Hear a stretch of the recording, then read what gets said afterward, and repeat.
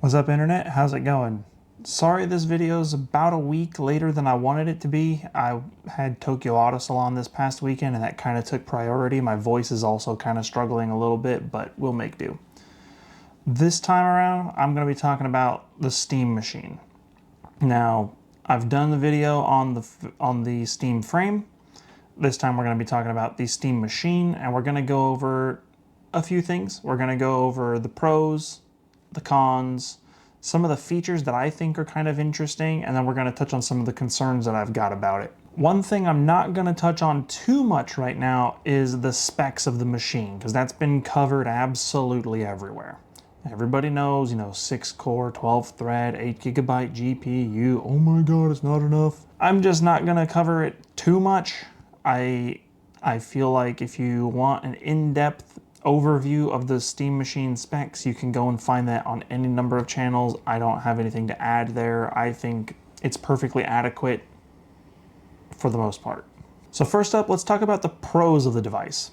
These are the things I think are actually pretty good selling points, pretty good things that are going to lean into the strengths of what it can offer. So first up, we're going to talk about the thing that obviously it's going to be shipping with, SteamOS.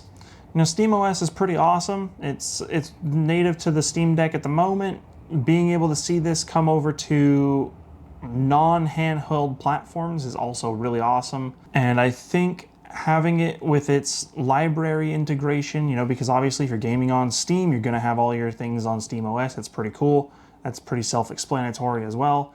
But also the way that Steam has sort of integrated its operating system to be more console-like in the fact that you can turn it on and off with the controller, the fact that it has HDMI CEC, the fact that it has a lot of quality of life features that make it super easy to power on the device and get to the game that you want to play. I think that's really cool. And being able to just switch it over to desktop mode and use it like a full-fledged computer, because it is a computer, is really, really cool. The next thing on the list of pros, I think, is going to be actually the hardware itself. Now, there's a couple of points that I'm going to talk about when it comes to that.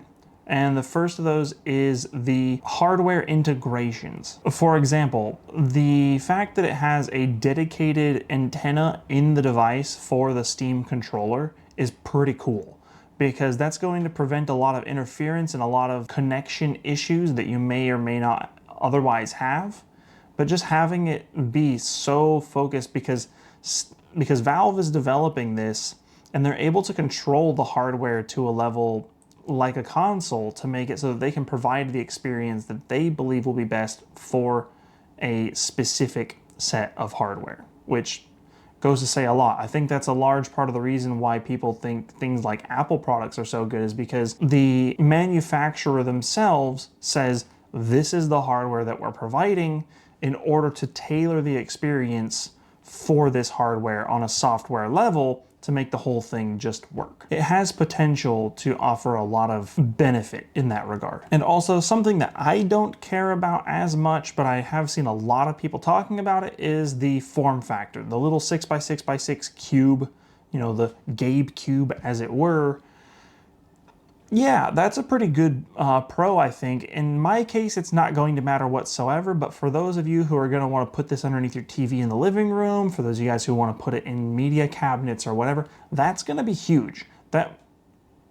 No, it's going to be small, which is going to be a huge improvement over something like a DIY PC, right? Which is pretty cool. And also, when you build one-off SFF PCs, it gets a little bit finicky. It's always hard to mix and match parts. So the fact that they're controlling all of the hardware and just making a ready-to-go box that's small, looks decent, and you can put it wherever you want it, that's going to be pretty cool. And with all of this being controlled as far as the hardware development goes, it's going to be really cool because it's going to allow Valve to provide developers with a performance target, right? So when somebody is creating a game, they can say, okay, if this is what the majority of PC users are at for a performance level, even if it's not just the Steam Machine, they can say, okay, we're gonna target the Steam Machine in order to make sure that it runs on the majority of users' computers. And that's especially especially critical right now when it's so hard and expensive to build your own high-end computer, because not everybody's going to be able to afford a $7,000 tower. But on that same note, because of the fact that the hardware has all been custom designed and is targeting a relatively mid-range performance table, they've also been able to sort of dial in the efficiency of the system that they're building. So you don't have to worry about setting custom overclocks and power limits and all this stuff. I mean, I'm sure you can probably still do that if you want, but being able to have Valve at a hardware level really refine the efficiency of all of the components in the system is awesome. That's going to be awesome for being able to get the most out of your games while having a system that is fairly efficient. And if the Steam Deck is anything to go by, personally, I think that Valve will do a pretty good job with that. So I'm really looking forward to seeing how the system works once it's released. And seeing as it's not released yet, one of the things that I'm going to speculate on a little bit here, and this is something that may or may not come to fruition, is the quality of the device. When I look at my Steam Deck, and when I play with my Steam Deck, I've never felt like I'm using something that is built cheaply. I've never felt like it was made in a low quality fashion. I always feel like the materials they use and the way that they're used, the moldings and all that stuff, seem like it's all made pretty dang well. And I'm expecting the same level of quality from the Steam machine. And I say that coming from using the Index controllers and the Steam Deck, and everything has always just felt pretty good. Everything that I've had made by Valve has been pretty good. So hopefully we can see that same level of quality in the Steam machine when it's released. But I'm also not here just to sit here and champion Valve and say, oh, Valve is great and Valve can't make anything wrong. So next we're gonna cover the cons of the device. These are things that I believe are objectively just not going to be that great about it. The first up is obviously going to be the biggest issue, and that's going to be performance. Now, I know they're building it to a cost point. I understand that, and that's why I'm still gonna get one. I'm not gonna complain about the performance. I think one of my complaints, though, is going to be the fact that they came out of the gate running with this 4K 60 FPS claim. With FSR, sure, but I don't think they should have claimed that. I don't think it's going to do that on the majority of games. I do think there will be some games that it will, obviously, you know, especially things like side scrollers and whatnot, sure.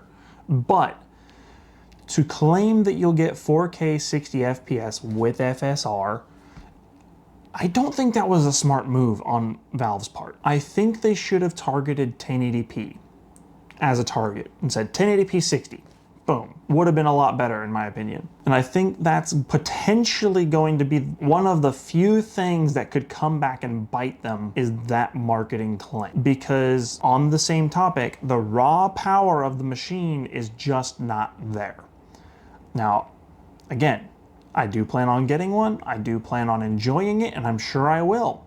But the raw power of the machine is just not there. It is not a 7900 XTX with the 7800X 3D and all that. No, it's not.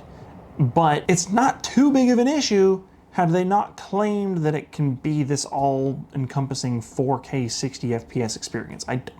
I know that other people have said that that is kind of an outlandish claim, and I fully agree. And I don't want to sit here and hound on them forever about that, but I had to bring it up because that was just one of those things that really kind of just struck me as like, really, bro? When they announced that. So that's going to be a con for sure. And some of the other cons, for example, the upgradability of the system. Now, with it being a custom board and all that stuff, is going to allow Valve to control the quality of it and control the design in order to optimize it better. That is true.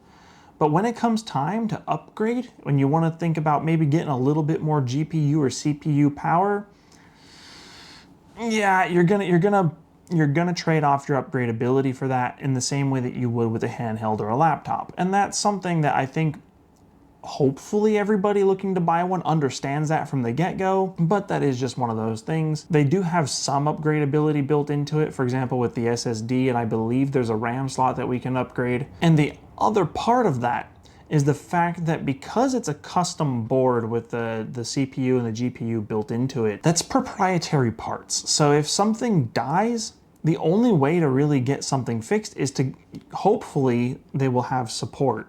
And it's going to be to go through Valve in order to get your stuff either repaired or replaced if something goes wrong with it.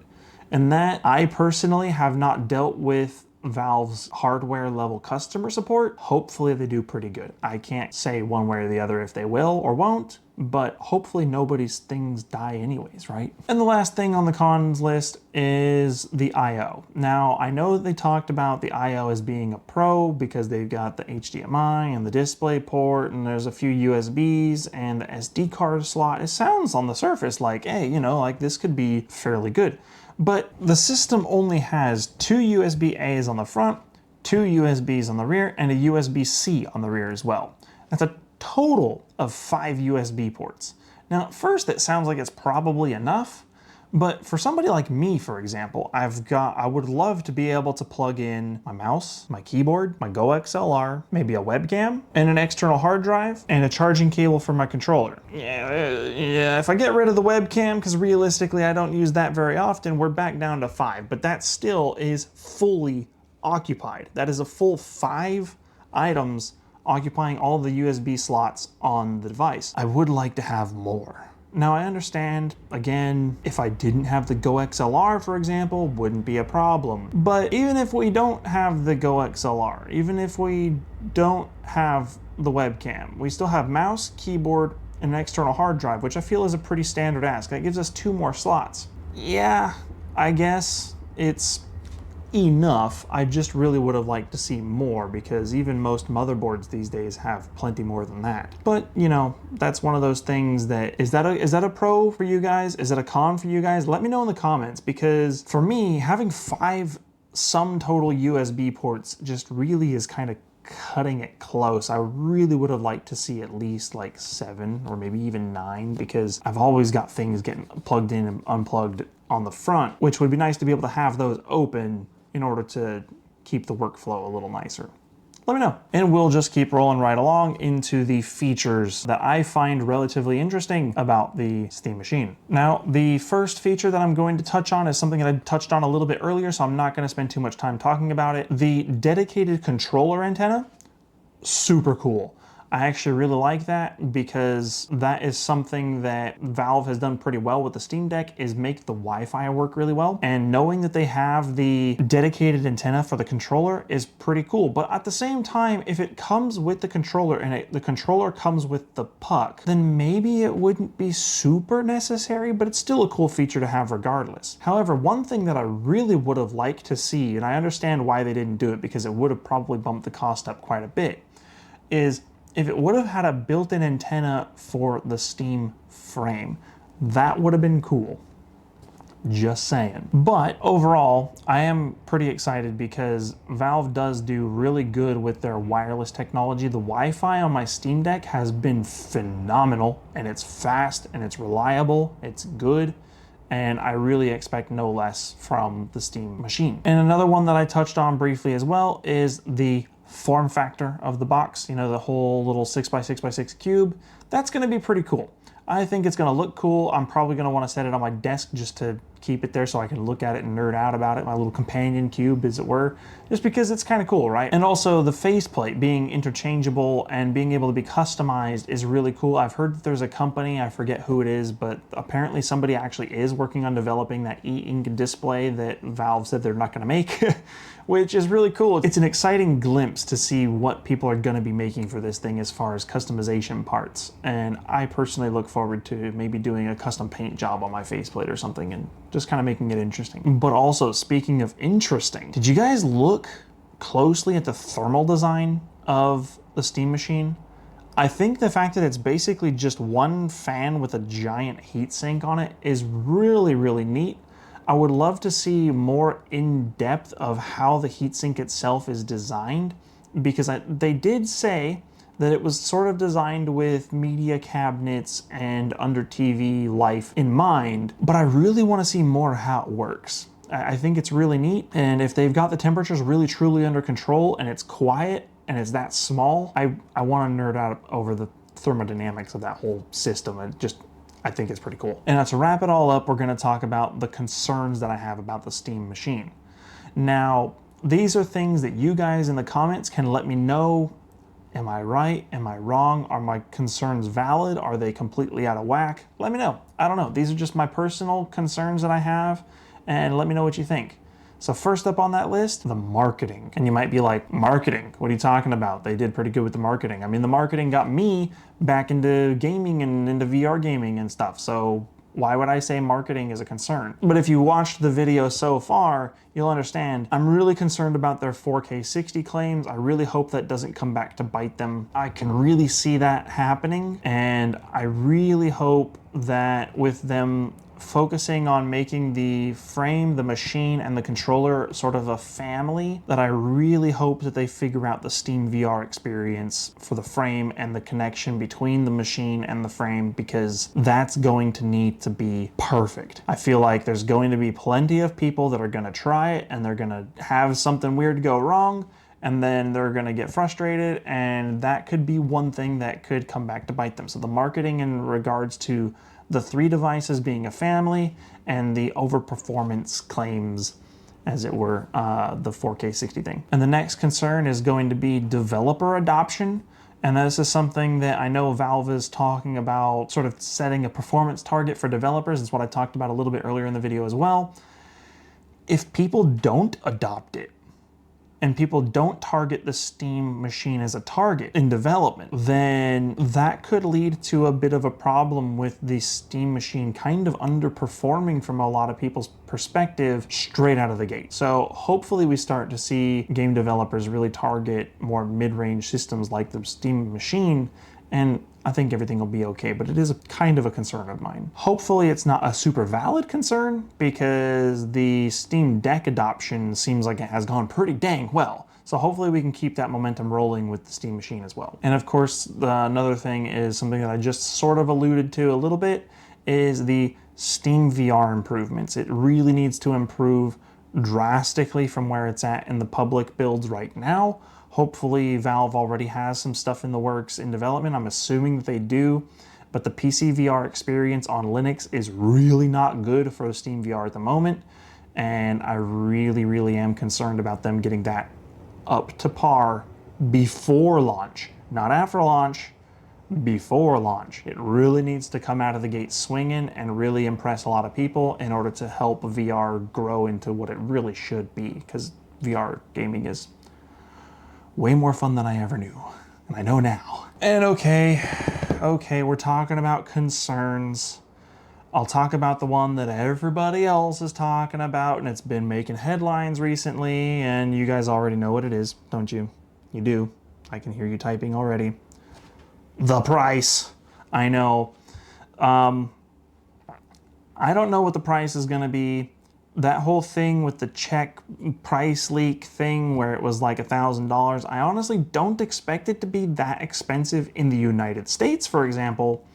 But for me, I live in Japan, and I kind of expect it to be about that much. By the time we get done dealing with the importation and all the duty fees and the reseller fees and everything else, yeah, as much as it might suck, I do expect it to sort of be maybe not quite as high as it was on that web listing that was leaked, but I would expect it to be like $750, maybe as much as $800 in the States. So I do expect it to be a little bit higher for those of us who are living overseas. And speaking of overseas, this may or may not come into play in the US as well, but availability is like probably one of my biggest concerns. That's why I've saved it till last.